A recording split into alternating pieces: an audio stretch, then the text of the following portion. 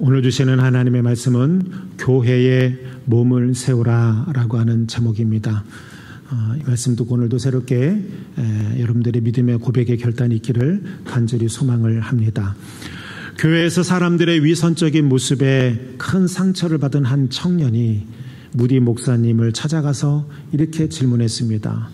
교회를 왜 다녀야만 합니까? 신앙생활은 혼자서도 할 수 있지 않습니까? 내가 이렇게 교회 안에서 상처받으면서까지 이 교회를 이렇게 출석해야 할 이유가 없지 않습니까? 무디는 이 한 청년의 말을 듣고 말없이 집게를 하나 집어들고 난로에서 조각 탄 하나를 꺼냈습니다. 불이 붙었던 탄이기에 시뻘겋지만 조금만 시간 지나니까 그 붉어짐의 모습이 사라졌습니다. 이 꺼져가는 이 조개탄을 무디 목사님은 다시 난로 안에 넣었습니다. 보니 그 석탄이 다시 시뻘겋게 달아오르는 것이었습니다. 이 모습을 본 청년은 아무 말 없이 집으로 돌아가서 다시금 신앙생활을 열심히 했습니다. 이 무디가 보여준 행동을 통해서 교회와 공동체, 예배와 교제가 없이 혼자서 뜨겁게 신앙생활을 유지한다는 것이 얼마나 힘든 일인지 이 청년이 깨달았기 때문입니다. 여러분, 교회를 병원으로 비유한다면 성도는 환자입니다. 교회는 인간적으로는 완전한 사람들의 모임이 아니라는 겁니다. 예수님의 제자들 중에도 가룟 유다와 같은 배신자가 있었고 초대교회 성도들 중에서도 여러 가지 분란으로 교회를 혼란스럽게 만들었던 사람들이 있었습니다. 그러나 그러한 상황 속에서도 주님의 말씀대로 그들은 모였고 기도했고 은혜를 나눴습니다. 그리고 그러한 성도들에 의해서 오늘날 우리도 예수를 믿게 될 수 있었다라고 하는 이 사실을 우리가 항상 명심해야 합니다. 로마서 12장 11절에 있는 말씀 보면 이런 말씀이 있습니다. 형제를 사랑하여 서로 우애하고 존경하기를 먼저 하라 그랬습니다. 형제를 사랑하되 서로 따뜻하게 받아주고 존경하는데 누가 해야 된다? 네가 먼저가 아니라 서로 해야 된다. 할렐루야. 서로 해야 된다. 각 지체 간에 서로가 원수가 되거나 불평의 대상이 되어지는 것이 아니라 사랑의 대상으로 아끼고 존경하고 섬기라는 말씀입니다. 오늘 우리가 읽은 본문 말씀은 그리스도인이란 누구인가에 대해서 가장 바르게 정의해주고 있는 말씀 가운데 하나입니다. 오늘 말씀은 4절에 이렇게 말씀하고 있습니다. 몸이 하나요 성령도 한 분이시니 이와 같이 너희가 부르심의 한 소망 안에서 부르심을 받았느니라. 이 말씀은 개역성경에서 이렇게 말씀하고 있어요. 어떤 경우는 이 개역개정보다 개역이 훨씬 더 그 의미를 잘 전달해 주는 말인데 잘 들어보세요. 몸이 하나요 성령도 하나요 이와 같이 너희가 부르심의 한 소망 안에서 부르심을 입었다 이렇게 표현하고 있어요. 입었다라는 표현을 써요. 개역개정은 성령이 한 분이라고 말하지만 하나라고 말해요. 원어에서는 하나예요. 원. 그래서 몸도 원, 성령도 원, 소망도 원. 그 하나 속에서 우리가 택함을 받았다는 의미예요. 한 소망, 다시 말하면 예수 그리스도의 십자가의 은혜를 통해서 우리가 그렇게 되어졌다는 거예요. 그리스도로부터 부름 받았다는 거예요. 사랑하는 여러분, 한 소망 안에서 모이게 하신 장소가 바로 오늘 우리가 다니고 있는 바로 주님의 몸된 교회, 바로 이 교회예요. 우리는 몸된 교회에서 머리 대신 예수 그리스도의 뜻을 따르는 각 지체예요. 우리가 머리가 아니란 말이에요. 우리가 몸이 아니란 말이에요. 그러니까 머리된 자처럼 행동하지 말라는 거예요. 지체예요. 손이 지식이 있어요, 없어요? 없어요. 귀가 듣기는 들어도 말할 수 있어요, 없어요? 없어요. 입이 말할 수는 있어도 들을 수 있어요, 없어요? 없어요. 손과 발이, 눈과 귀가 자기의 뜻대로 움직여지지 않아요. 머리에 명령이 있어야만 가능한 거예요. 그런 지체라는 거예요. 그렇다면 무엇 때문에 주님께서는 우리를 지체로 부르셨을까라는 거예요. 우리는 그리스도인이 되는 순간부터 내 안에 예수님께서 성령의 모습으로 살고 계시는 거고, 또한 끊임없이 성령님과 교제를 나누는 관계성 속에 있다는 사실을 여러분들 잊지 말아야 해요. 이 변하지 않는 이러한 사실, 지체로 모인 성도들은 그러므로 각자 주님의 뜻이 담기신 이 몸된 교회, 이 교회를 굳건히 세워가야 하는 거예요. 그래서 제가 오늘 제목을 말한 거예요. 교회의 몸을 세우라. 따라합시다. 교회의 몸을 세우라. 그렇다면 성도들을 교회로 부르셔서 교회의 몸을 세우라고 하는 의미는 무엇일까? 오늘 그 의미를 함께 나누며 은혜 받는 시간이 되기를 간절히 소망합니다. 커다란 첫 번째는 뭐냐면 하나 되게 하신 것을 힘써 지키라는 뜻이에요. 따라해보세요. 하나 되신 것을 힘써 지키라. 이게 교회의 몸을 세우는 거예요. 3절, 6절 상반절에 있는 말씀 읽어봅니다. 평안에 매는 줄로 성령이 하나 되게 하신 것을 힘써 지키라.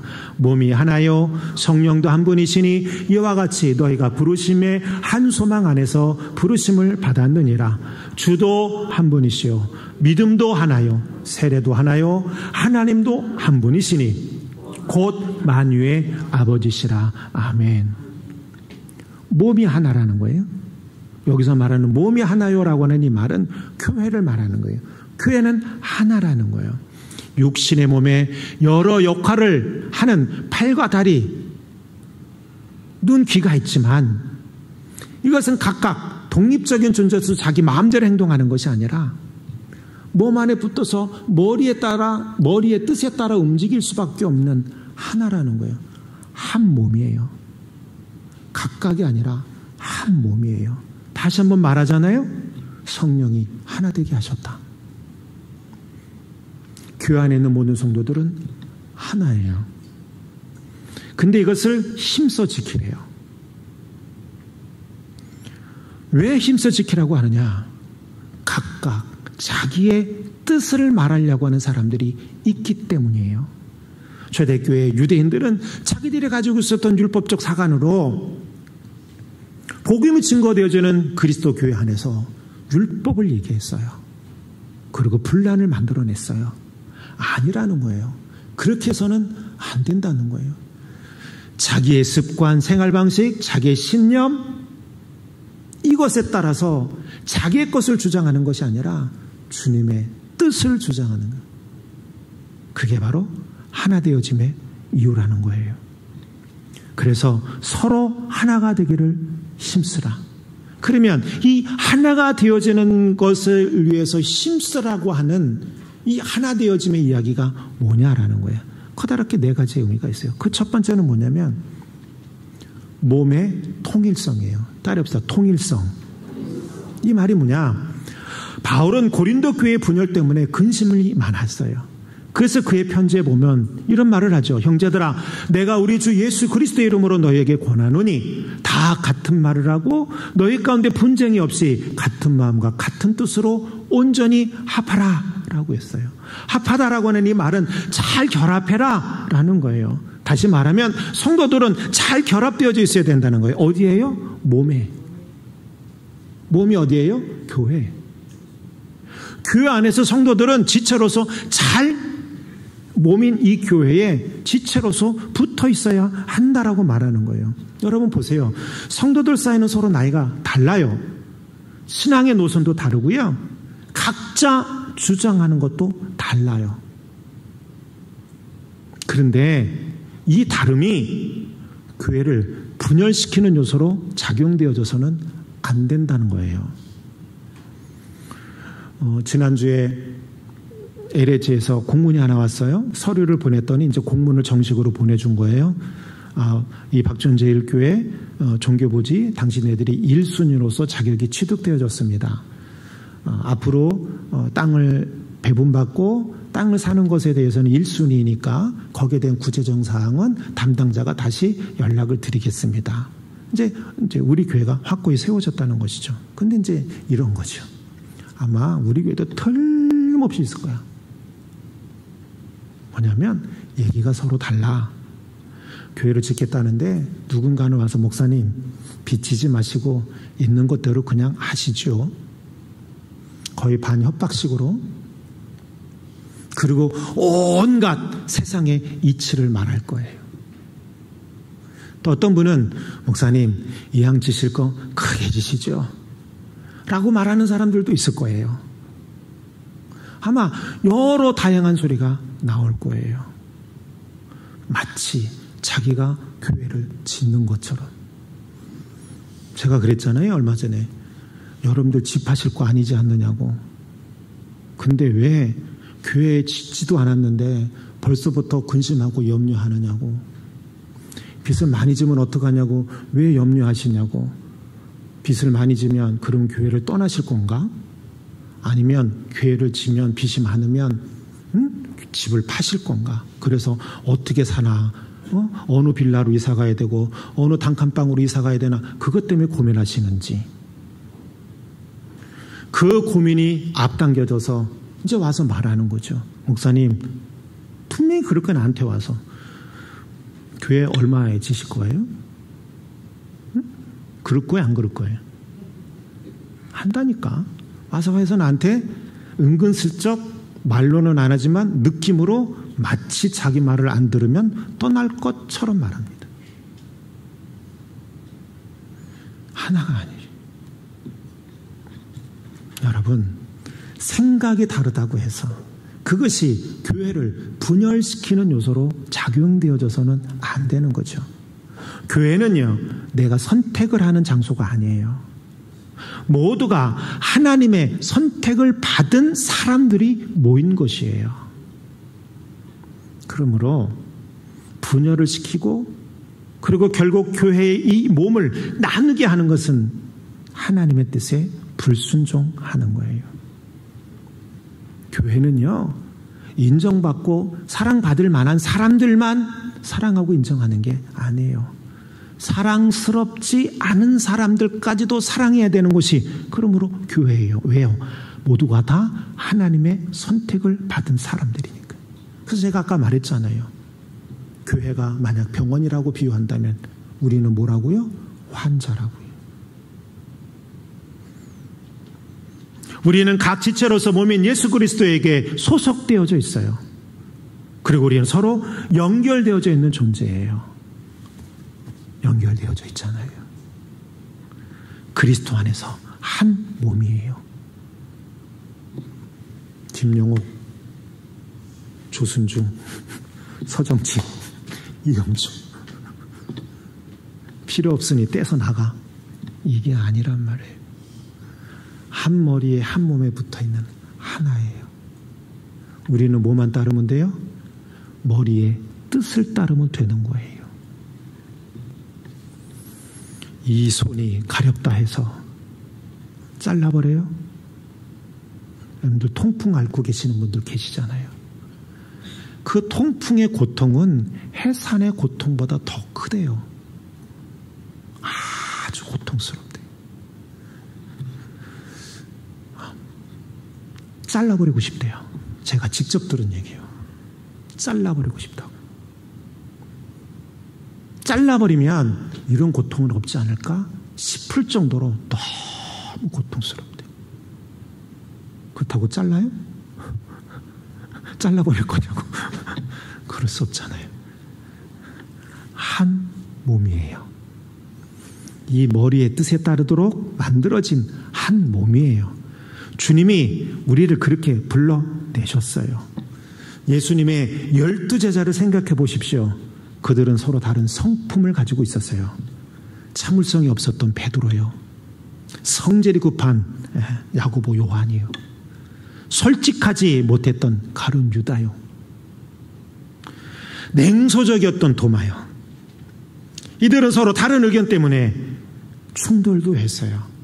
그러나 그들이 제자들의 그룹을 깨고 분열시키는 행동은 하지 않았어요. 자기들끼리 의견은 달랐어도 충돌은 있었어도 머리 대신 예수 그리스도의 말씀에 순종했기 때문이에요. 사랑하는 여러분, 그리스도의 몸된 지체로서의 성도는 서로가 통일성을 가져야 한다는 것이 매우 중요하다는 이 사실을 잊지 않기를 간절히 소망합니다. 우리는 지체된 몸으로서 하나님께 부르심 받은 목적을 이루어가는데 하나가 되기 위해서 통일성을 위해 노력하는 자들이 되어져야 하는 줄로 믿습니다. 몸이 하나가 되도록 힘쓰라라고 하는 것은 통일성을 유지하라는 게, 두 번째는 뭐냐? 다양성을 인정하라는 거예요. 이 다양성이라고 하는 것은 다른 의견을 존중해 주라는 게 아니에요. 뭐냐? 각자의 기능을 감당하라는 거예요. 몸의 지체는 서로 다른 작용을 하도록 되어 있어요. 오늘 본문 7절의 말씀을 보면 우리 각 사람에게 그리스도의 선물의 분량대로 은혜를 주셨다고 그랬어요. 성도로서 갖게 되는 다양성에 대해서 성경은 또 이렇게 말씀해 주고 있어요. 고린도전서 12장 11절 보면 이런 말씀이 있어요. 이 모든 일은 같은 한 성령의 행하사 그 뜻대로 각 사람에게 나눠주시니라. 그 뜻대로 각 사람에게 나눠주셨다는 거예요. 베드로전서 4장 10절에 보면 이런 말씀이 있어요. 각각 은사를 받은 대로 하나님의 각양 은혜를 맡은 선한 청지기 같이 서로 봉사하라 그랬어요. 은사 받은 대로 기능적인 얘기예요. 손은 손의 역할만 하면 돼요. 발이 어느 날 말해요. 야, 너는 왜 안 걸어 다니는 거야? 쉬운 일만 하네. 너도 걸어 다녀. 이래가지고 물구나무 서서 다니면 그게 정상이에요? 그렇지 않아요? 다양성이라고 하는 것은 귀는 귀의 역할을, 손은 손의 역할을, 발은 발의 역할만 하면 된다는 거예요. 근데 이것이 어떻게 되어져야 돼요? 머리의 명령에 따라 움직여지면 된다는 거예요. 몸이 서로 다른 기능을 가지고 있는데 그 기능에 충실하면 된다는 거예요. 그게 바로 지체로서의 다양성이에요. 사랑하는 여러분, 말했다시피 손발 눈, 귀, 귀 모두는 몸에서 없어서는 안 될 모두가 다 귀중한 것들이에요. 여러분, 손톱은 별로 쓸 일이 없어요. 저도 손톱이 얼마나 빨리 자라는지 말이죠. 깎은 지 엊그제 같은데 어느 날 보면 손톱이 자라나 있어 때가 껴있는 거예요. 깜짝 놀라요. 나도 모르는 거죠. 아이고, 이놈의 손톱은 필요가 없어 이거. 맨날 잘라내기만 하지.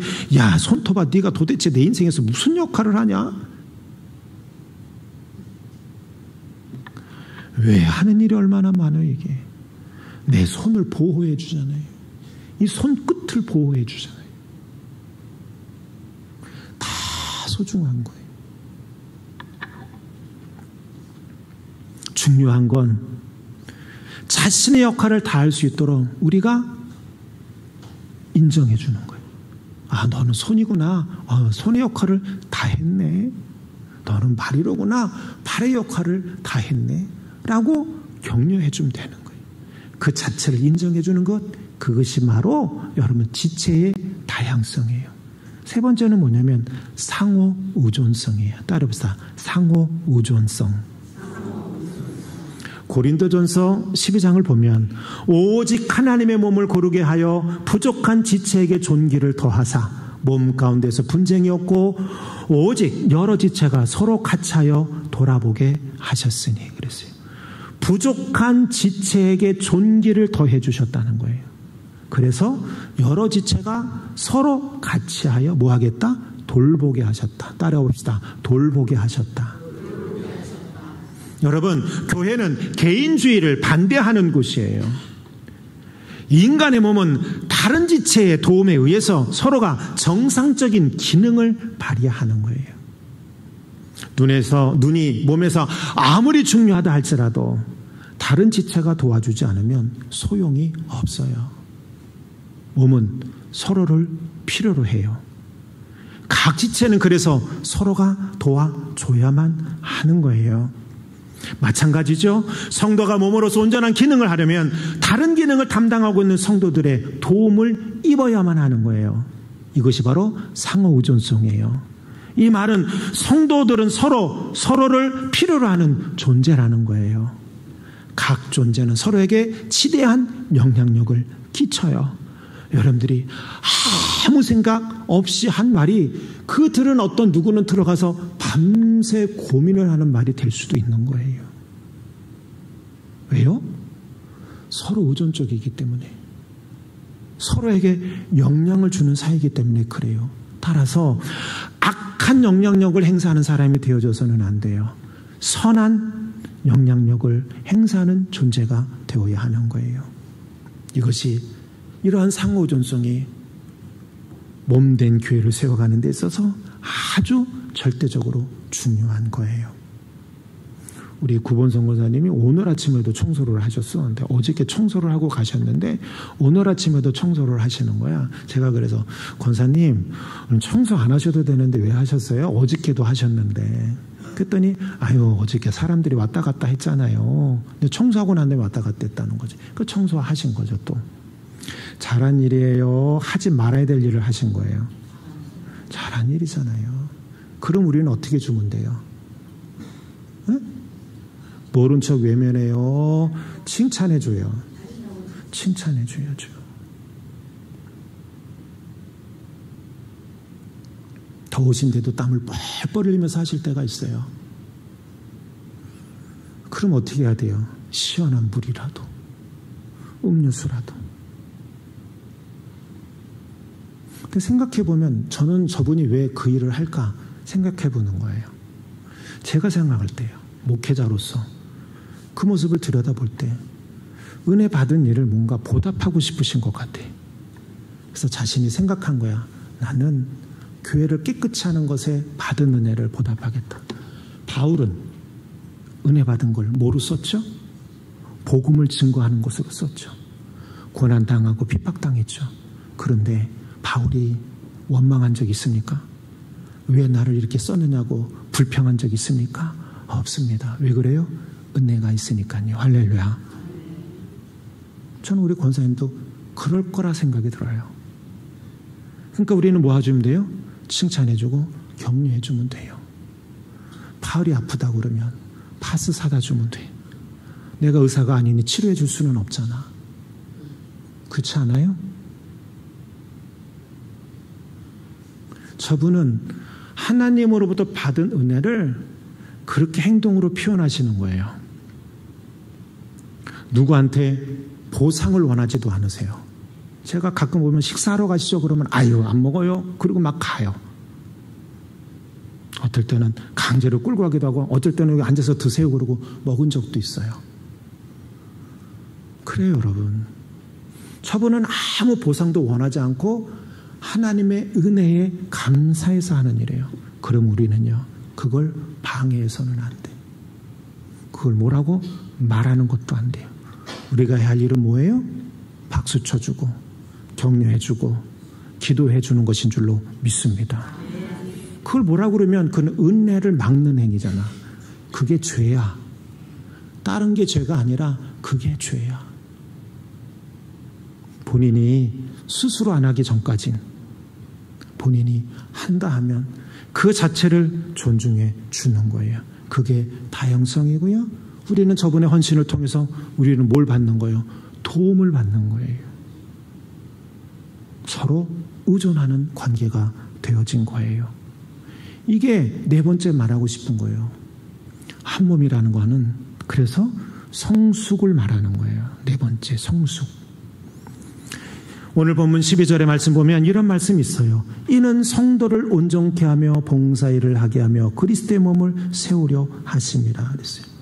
그 앞에 이런 말이 있잖아요. 사도로, 어떤 사람은 선지자로, 어떤 사람은 복음 전하는 자로, 어떤 사람은 목사로, 어떤 사람은 교사로 세웠대. 지체가 다 맡은 역할이 다르다는 거예요. 다 다르니까 그 역할 만능에 감당하면 된다는 거예요. 그리고 서로에게 뭘 준다는 거예요? 도움을 주는 거라는 거예요. 왜? 그게 교회의 몸을 세우는 거라는 거 12절에. 그게 교회의 몸을 세우는 거예요.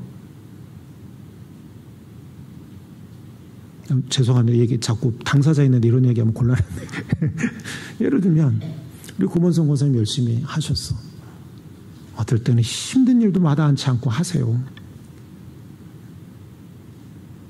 그 집에 가면 피곤하시겠지. 힘들겠지. 근데 만약에 우리 김영옥 권사님이 여보 그건 정신 나간 짓이야. 그따위 짓을 왜 해? 승질 나서 밥도 못 주겠네.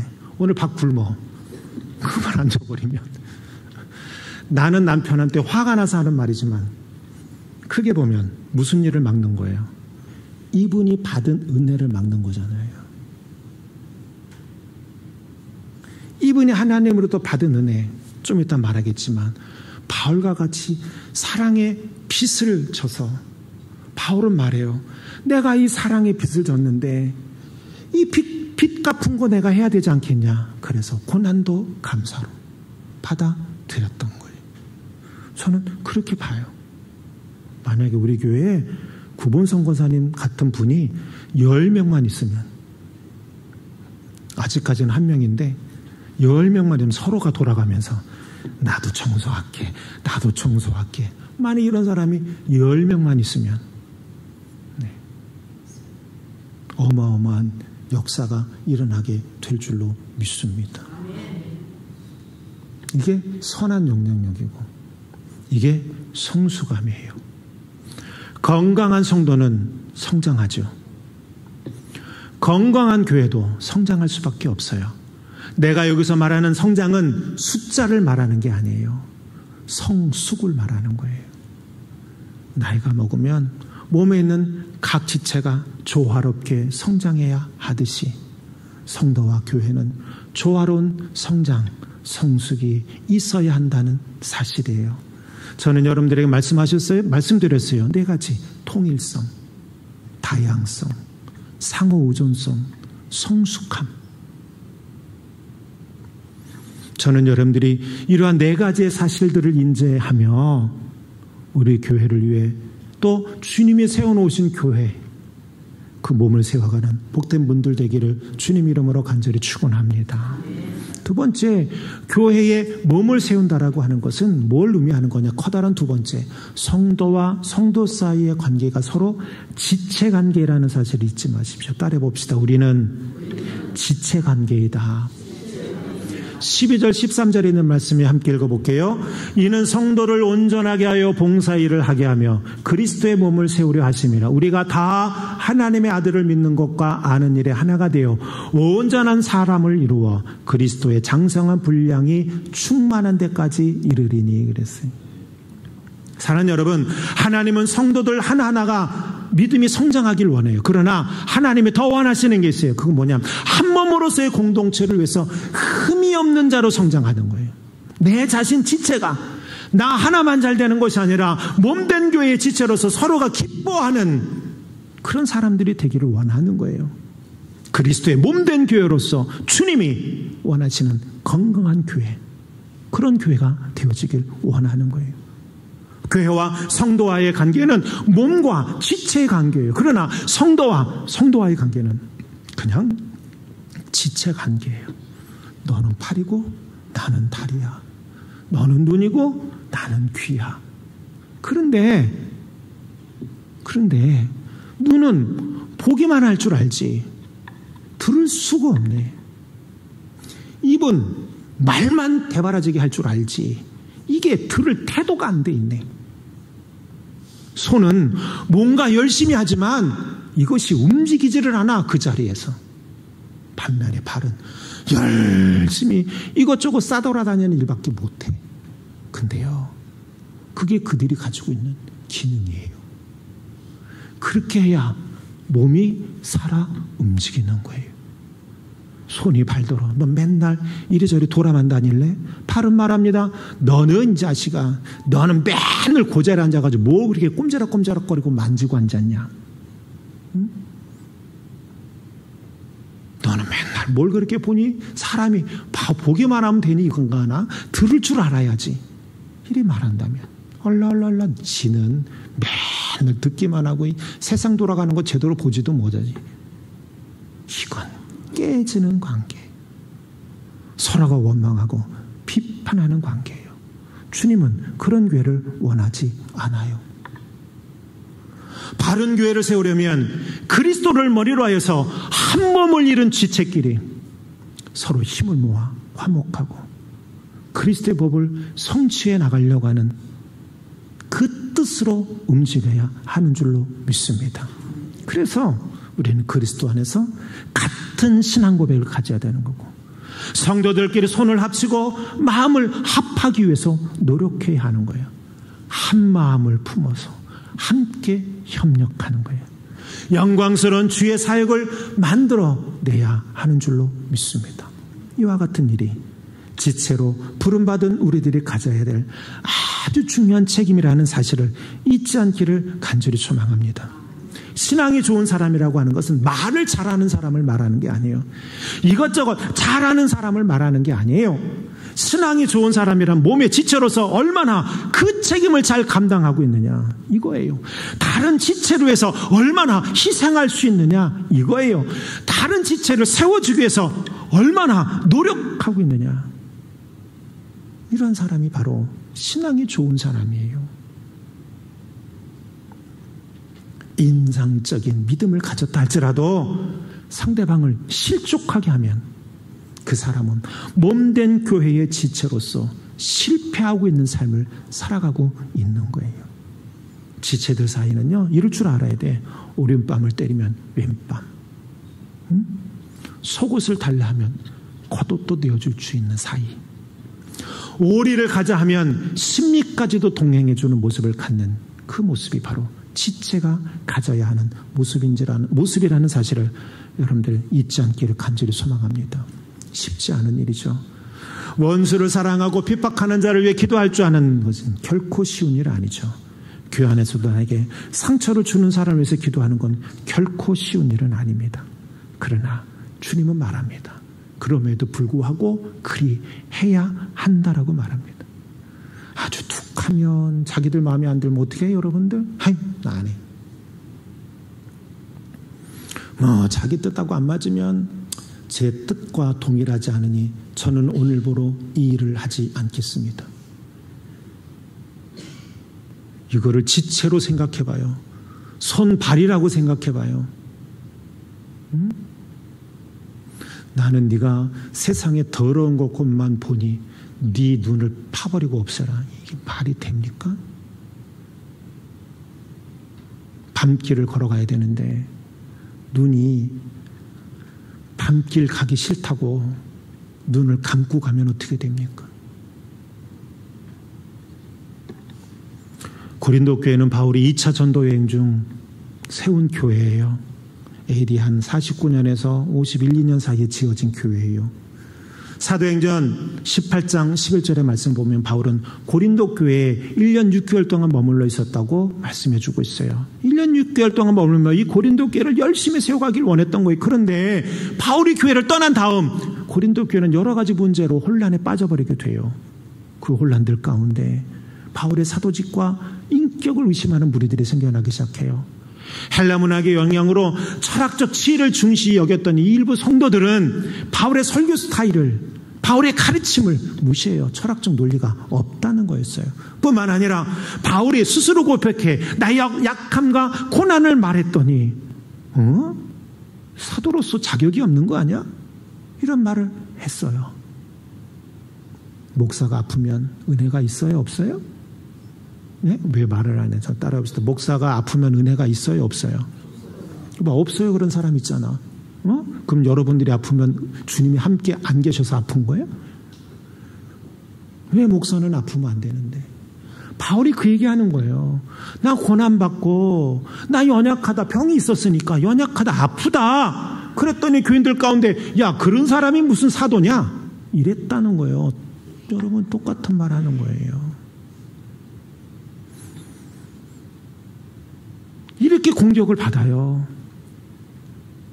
너는 왜 이방인들 향해서만 복음을 증거하는데 또 이상한 사람이네? 라고 그가 이방인을 향해서 선교하는 것에 대해서 의심을 품는 사람들이 생겼어요. 그래서 바울이 고린도 교회를 가길 원했지만 교인들이 막아요. 오지 말라고 말해요. 그런데 이런 소식을 들은 바울은 그들을 폄하하거나 정죄하지 않았어요. 자신을 제대로 알지 못하는 고린도 교인들을 향해서 불평과 불만을 표시하지 않았어요. 오로지 바울은 이렇게 말해요. 너희에게 주신 하나님의 은혜로 항상 하나님께 감사한다고. 너희를 위하여 기도할 때마다 나는 아버지 하나님께 감사하노라고. 오히려 그들을 위해서 기도하고 있으며, 오히려 그들을 위해서 눈물을 흘리고 있으며, 오히려 그들을 위해서 안타까운 마음을 갖고 있다고 표현하는 거예요. 뿐만이 아니에요. 고린도서 11장 9절에 보면 이런 말이에요. 고린도 교인들에게 피해를 끼치지 않기 위해서 나는 밤낮으로 일했다고 말해요. 피해를 주고 싶지 않았던 거예요. 내가 고린도 교인들을 얼마나 사랑하는지 나는 여러분들이 알기를 원합니다. 나는 그걸 위해서 지금 최선을 다하고 있습니다. 불평하고 불만하면 얼마나 쉬워. 그런데 사랑하니까 끊임없이 이 과정에 노력을 하고 있다고 말해요. 이 마음이 전달되는 거예요. 이 마음이 전달되어져서 고린도 교인들이 이 고린도전서 2번째 편지를 읽고 감동받아요. 그래서 변해요. 그래서 고린도전서는 그런 내용, 문제들이 다 담겨져 있는 거고, 고린도후서는 그 다음에 보낸 편지예요. 4번째로 보낸 편지. 거기에 당신들 내 사랑을 이렇게 알아주니 고맙습니다. 이런 표현들이 그 안에 담겨 있는 거예요. 사랑하는 여러분, 바울은 자신도 주님으로부터 부름받은 지체라고 하는 사실을 알았어요. 그래서 비록 자신의 노력 권신을 알아주지 않는 또 다른 지체가 있었다 할지라도 그들을 위해서 눈물을 흘리며 기도하며 사랑으로 끝까지 품어 안아줬던 거예요. 그래서 고린도 교회가 바뀐 거예요. 사랑하는 성도 여러분, 성도와 성도의 관계는 지체의 관계예요. 어느 지체 하나 소홀히 다뤄줄 수 있는 한 몸 안에 있는 지체예요. 그런 면에서 우리는 하나예요. 각 지체는 그러므로 서로 동일한 신앙 고백하는 노임받는 거고, 같은 의지를 가져야 되고, 같은 뜻을 품고 같은 말을 할 수 있어야 그것이 교회의 몸을 세워가는 것이라는 사실을 잊지 않기를 바랍니다. 불만과 불평보다는 뭐로? 격려와 칭찬에 익숙한 여러분들이 되길 간절히 소망합니다. 다른 지체를 위하여 좋은 일을 했다면 그 자체에 감사하고 뒤에서 불평하는 일이 없어야 합니다. 왜냐하면 몸된 교회를 위해, 다른 지체를 위해 헌신하는 것, 누가 가장 많이 알아줄까요? 우리 주님이 알아주시는 거예요. 저는 우리 교회 성도들이 서로 간에 부족한 부분을 채워주고 약점을 서로 용납해주는 관계가 되기를 간절히 소망합니다. 서로가 버팀목의 역할을 하고 든든히 교회를 세워가는 분들이 되기를 간절히 축복합니다. 다시 한번 말씀드리지만 교회 생활에 완전한 사람은 없습니다. 그러므로 불완전함을 우리가 얼마나 용납해 주느냐, 얼마나 견뎌내느냐, 이게 중요해요. 근데 이와 같은 일은 다른 지체를 사랑하는 마음이 없이는 못해요. 존중하는 마음이 없이는 못하는 거예요. 성경은 말하죠. 누구든지 하나님을 사랑하노라 하면서 형제를 사랑하지 아니하면 이는 거짓말하는 자라고 그랬어요. 그런 사람은 결코 하나님을 사랑할 수 없느니라. 요한일서 4장 20절에 있는 말씀이에요. 요한복음 13장 34절은 이렇게 말해요. 서로 사랑하라. 그래야 모든 사람이 너희가 내 제자인 줄 알게 된다 라고 말씀하세요. 사랑하는 성도 여러분, 주님의 참된 제자의 표는 기적을 행하거나 설교의 깊이로 나타나는 것이 아닙니다. 사랑으로 나타나는 겁니다.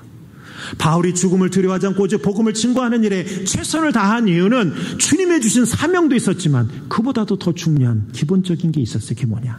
그리스도의 십자가의 사랑에 빚진 자라고 하는 그 마음의 빛이 항상 있었기 때문이에요. 십자가 사랑에 빚진 자가 바로 우리예요. 따라서 우리는 사랑으로 하나가 되어야 하는 거예요. 한 몸에 붙어있는 지체로서 서로를 아끼고 존중할 줄 알아야 해요. 한 몸이라는 의식, 지체로서의 의식을 갖기를 간절히 소망합니다.